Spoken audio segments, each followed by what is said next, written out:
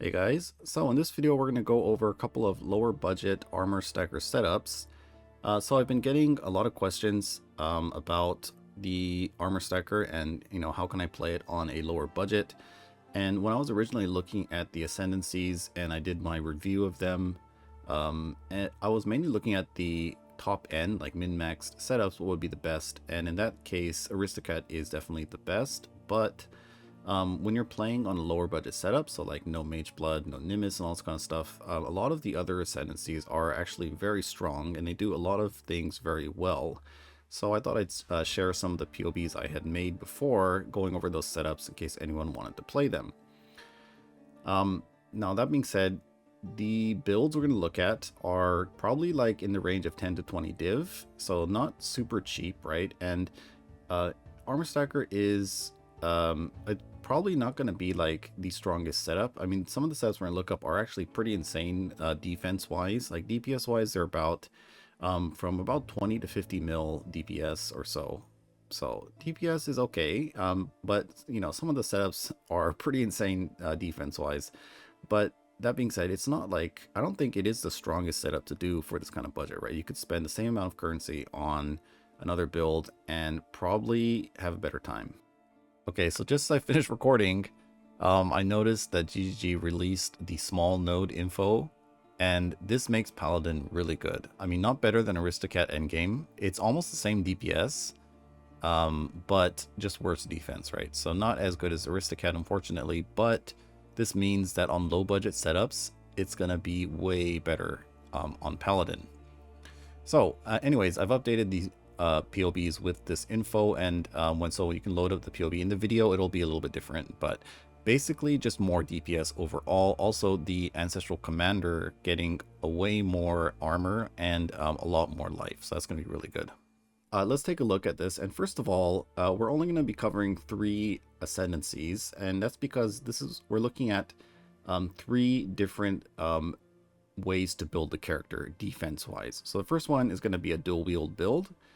Another one is going to be a build using Aegis Aurora, using block, and then we're going to look at another one using endurance charges, pretty much. Okay, so I think those 3 defense setups are pretty good, and then you can adapt it to pretty much any ascendancy, I'd say. But the 3 we're going to look at are probably going to be the better options to go for. Okay, so very first one, this is the Ancestral Commander, and this guy, I actually really wanted to play this one because it looks really fun. So a couple of things this guy has going for him is he has, let's see, we have 3, 4, 5, 6, 7, 8, 9 endurance charges on this character. So you can see the max hits we're getting are pretty insane. And of course we're an R stacker, so we do get 90 all res. Chaos is quite low, but it's okay, I think. It doesn't really matter that much. And if you did get forbidden jewels, but I don't know, like I think on this kind of budget, it's kind of hard to include forbidden jewels because they probably will be very expensive. But you can get unbreakable and fix your chaos res, or there's a lot of other things you can get. Unflinching. You can go for like aspect of carnage for like insane DPS. There's a lot of things that we can do, but anyways, this is just a very cheap budget, and all of the items we're going to be using are fairly affordable, I would say. You can see no really expensive items in the build. Maybe the most expensive is the Watcher's Eye and the All's Uprising, but the Watcher's Eye is not really even all that important, right? You can even just run a 1 mod Watcher's Eye and still be fine. Okay, so this build, basically what we do is we get tons of endurance charges, and we're getting our endurance charges on when we get hit. For the Ascendancy, we're going to be taking the endurance charges and then the mini Defiance of Destiny. So this is insane recovery for us, first of all. And we already do have a lot of life regen, like 1k life regen. We have another 500 or so leech. And then we're also going to be running a hybrid energy shield set up with Divine Shield. So ES recovery as well from Divine Shield. This is insane. And then we're also going to have some ES leech. So recovery on this build is going to be insane, right? I think we got like the life, hybrid energy shield recovery, and tons of endurance charges for damage mitigation on top of 90 max res. This character is going to be, I don't know, I think pretty insane. Okay, so damage-wise, all of the setups are just running Lightning Strike, and someone's gonna ask, why is there all these body armor items? And this is just how you calculate Lightning Strike DPS or Molten Strike, because there is a projectile and a melee hit, so you have to combine them, right? And then if you want to add in the Vol skill, that's why there's a third one for Lightning Strike, just to kind of add the Lightning Strike. And all these are configured for your max burst DPS. So actual DPS is going to be quite a bit lower than this, because this is running things like Vol Smite and Vol Haste. But anyways, this is just how I like to set it up, but someone's gonna get mad, but I don't really care. Okay, anyways, so basically, yeah, tree, pretty simple. Let's go over the gear first. So this setup, we will need a fortified sword, which is pretty easy to get, I would say. You can buy cheap ones and just corrupt them, right? And you can also tattoo, chance to get fortify when you stun an enemy, but I don't know how reliable that's going to be, especially on bosses. So get it on the sword, or you can drop some things maybe and pick up the fortify wheel here. And we are over our points, but that's just because of the kind of we have to socket in this jewel somewhere, right? So anyways, don't take these. And these are like level 100 characters, but you can probably just remove some points, right? Like when you're low on points, you probably I don't know, it's pretty tight, right? But maybe you get rid of the vitality aura, or actually no, we can't even do that. Anyways, you'll probably have to figure something out. Maybe remove some life or some endurance charges or something to actually make it get it running. But it should be okay. Or you can remove this whole area, but you'll have to get some more reservation. But anyways, you probably figure something out, right? Let's see, we'll use Formless Flame, and then we're going to use a necrotic armor, and then the evasion is going to be converted to armor because we're using iron reflexes, and then the body armor evasion that got converted into armor is then going to be doubled. So this is pretty insane for actual DPS, getting us quite a bit of armor. And since we use the hybrid base, we're also going to be gaining quite a bit of energy shield. Also using the phantom mitts, now this isn't really important to use these bases. You can go for pure evasion bases too if you want more max DPS. But anyways, and then March of the Legion, because these are just insane DPS, and you could also just use a regular pair of boots, it doesn't really matter. But March of the Legion, you can see 15% more damage compared to one of these just regular rare boots with +1 strength gem. So I think this is better because it's just cheap, right? But anyways, okay, and then All's Uprising, because we want to run all the auras, and in order to run all the auras, basically if you don't run All's Uprising, then you can't permanently run haste, right? So you're going to be missing out on haste, which is nice for damage, but more importantly for your movement speed.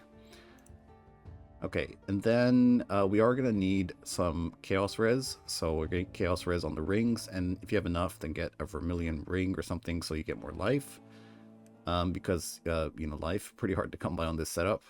Actually, we could do something here like this. I don't think we have any life on our body armor, yeah, so we could do this, and we get a bit more life. Okay, so, and then for the belt, so if you're not going to buy Mage Blood, then Tides of Time is going to be best in slot for you, or you can craft a micro distillery belt. I think you can use a tincture still in the 5th slot with that, I'm not sure about that. Or cheap option is the Magnate, because this, it's not really worth to go up to 400 strength, but getting to 200 strength is very easy. Oh, actually, wait, we got to remove some tattoos. One sec. There we go. So you can see we have so much strength. We can actually just get the 10% double damage, as well as all the elemental resistances and the flask charge gain. So it's going to help our flask sustain. And then after that, for the large clusters, there's a couple of things we have to do here. First of all, if you want ES Leech, you get it on Storm Drinker. And then after that, we're going to need Life Leech on one of them. And then we're going to need Mana Leech. You definitely need Mana Leech on this setup. Otherwise, you're not going to sustain your mana. So that's the large cluster setup. Small clusters are all just introspections. So that is that. It's going to be a little bit hard to get attributes, I think. So try to get small clusters with attributes. But that's pretty much the setup. For the skills, not really much to actually go over, but you run Vitality on Arrogance pretty much. Do we even have a Leap Slam? Oh, so you can, yeah, you can put Leap Slam in here. And then if you want, you can use Defiance Banner and you get Spell Suppression. And then maybe you don't really even need Inspiration here, so you can add Frost Blink and then, or you can add Leap Slam here. Maybe I'll just add that. Okay, and then on the Commander, I think once you get a little bit better gear, what you do is you drop this area here, and you're going to need a couple of 25 or 35% increased effect small clusters, but that's going to allow you to pick up the Mark Mastery for Culling Strike and Frenzies, and then you can see your DPS goes all the way up to about 50 mil. So this, actually this setup, I like the setup quite a bit better, so I'll probably keep it like this. And yeah, anyways, so pretty interesting setups, and I think out of all of them, the Commander setup is looking probably the best, I would say. I mean, it's pretty close. Paladin setup, very easy to start once you get the Aegis Aurora and of course the required items, right? Don't league start these builds, guys. You can't league start this. Okay, so for the Paladin, this one is actually also looks really, really good. This one probably gonna be one of the tankiest setups. I'm not really max hit wise, but sustain wise. So let's check out what we're doing here. So Light of Divinity, and then we get Elemental Valiance. So we get the relics. So basically we don't have to reserve Wrath. So that's gonna be kind of nice. And then Field Medicine and Grace. So, and then what we're gonna do is we use Aegis Aurora, and we take a look here. So we have 4k ES, 900 ES regen, 400 leech. You can also grab Divine Shield for more recovery. And then we're running Aegis Aurora with block cap, no glancing blows. That is basically because we're using Versatile Combatant. And so this is like, it's not glancing blows block, right? So when you block, you just don't take damage. And then when you do block, you recover your full ES every time you block. And then you have insane amounts of, I mean, not insane, but very, very good recovery to cover degens like, well, we're immune to Ignite, but anything else, right? So pretty insane. So this one is probably going to be those kind of, like the kind of build, you just go AFK in a map and you just never die. Because the block is going to pretty much keep you, you know, full. Like, unless something one-shots you, you're pretty much never going to die. So this is going to be really, pretty, like, comfy to play in maps, I'd say. We're going to have pretty decent movement speed as well, and then you can even swap out the Jade Flask. It's only like a 13% DPS loss, and then you just add in a Quicksilver, right? So then you're going to be pretty fast in maps as well, and then you pretty much just never die, right? I think probably some T16 map mods will probably kill you, because there's a lot of like really annoying ones, right? But for normal mapping, this is like kind of like immortal character, right? Okay, so the way we're setting this up, let's go over the gear first. So we have our Dream Feather, we need a Fortify 1. And then we have Aegis Aurora. If you can get Spell Block, it's going to be good. And the way we're getting our block is we're going to use the Replica Perfect Form. And this one gives us Versatile Combatant and the Cold Overcap mod. So because we're running Aegis Aurora, and Aegis Aurora gives us +5 to maximum cold res, to make it easier to hit the 90 max res, we're going to be using Purity of Ice combined with Aegis Aurora, and then a couple of small rare jewels with maximum cold res to get our 90 max res. And then since we're stacking cold res, you might as well just use the Replica Perfect Form to get more armor. Okay, and then also this body armor has a lot of base evasion, so that's nice. So that that on its own is actually a pretty big DPS increase.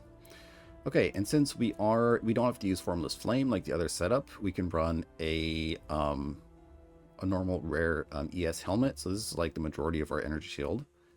And then we can get some mana reservation on here, and it's going to be really good because it'll help you fit in even more auras. Okay, so then normal kind of attack gloves, and then we'll run March of the Legion, and then All's Uprising. These kind of items are the same. The rings here, we can use Moonstone rings, you can use the Sapphire rings for a little more damage or whatever, right? Same kind of setup over here. And let's take a look at the clusters this time around. We're going to be going for, we do need 1 mana leech one, so we get Fuel to Fight, and then the Prodigious Defense. And this is going to help us get our block cap, right? Because we're not going to run Tempest Shield. We're not running any kind of block anywhere on the tree, except for, yeah, just down here. And pretty much all of our spell block is coming from the block mastery. Well, that and the large clusters, I guess. Right, we have 2 of them here, so that's 8% block chance for spells, and pretty much the rest of it, yeah, is all just from here. And then I guess the versatile combatant giving us the rest. Okay, so pretty cool setup, and the other one is just a lightning leech for energy shield. This is like where your ES leech comes from. Okay, as for the aura setups, we don't need to run Wrath, so it frees up another aura pretty much. So we get a free aura, and then we're going to use that to get Vitality and Precision.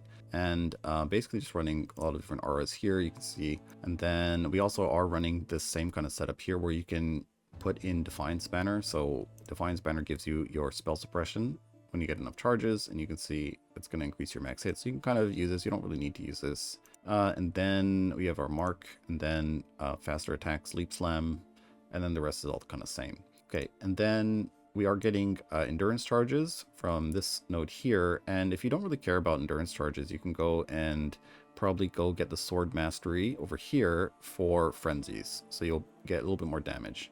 But then you lose out on endurance charges, which isn't that bad, I think. Like, this is probably a good idea to just kind of skip this and then go for the sword mastery, or one of the sword masteries to get your frenzies, right? Alright, and that's pretty much it. Alright, and this is a Smurf setup doing something a little bit different. So on the other Smurf setup I went over, it was doing a dual wield setup. This is what it would look like if you're on the right hand side of the tree and you want to do like Aegis Aurora type build. So basically the way we get our block is going to be Versatile Combatant, and then we're going to be running a few block nodes, right? And then I guess you could go here and then grab Glancing Blows if you wanted. Maybe it's a little bit more point efficient. I think 1, 2, 3, 4 instead of 1, 2, 3, 4. I mean, it's kind of the same. I guess you could drop this stuff too, but then this does allow us to get endurance charges. So we'll have endurance and we'll also have frenzy. So DPS kind of low, right? And that's kind of why, yeah, it's not so good on the Smurfcaster. It seems good. The only good thing we have going as a Smurf is that we are a little bit faster, right? So that's kind of nice. But anyways, this is sort of the kind of setup we'd be doing. The tools we're going to be using is the same as the Paladin, so our clusters are sort of the same. There's a lot of things you can do, right, over here as well. And so, yeah, I think you need to check it out. If you want to play Smurfcaster, it's going to be, it'll work like as a dual wield build or an Aegis Aurora build. It's just not going to be the same as, so if you ran this as a Paladin, you can see we're almost double the DPS of the Smurfcaster, right? And then even on the commander is just like insane DPS wise, right? Commander is like extremely tanky too, so not as good as it seems on the Surf, but the Surf guy, he does have chill, so everything's gonna be chilled. And one, I think, node that's gonna be super undervalued, or not undervalued, but no one's really talking about it, but there's like the freeze one where enemies who hit you have a 50% chance to be frozen. I mean, that's insane defense, right? And if you have shock prolif, freeze prolif, like everything's gonna be frozen pretty much, right? So you could run that and just be, nothing can actually just hit you, right? Anyways, so that's kind of the setup, guys. As for gear, we're just going to be using Evasion Energy Shield and Energy Shield bases. The rest is all the same. Okay, but that's it for the video, guys. Thanks for watching, and I'll see you next time.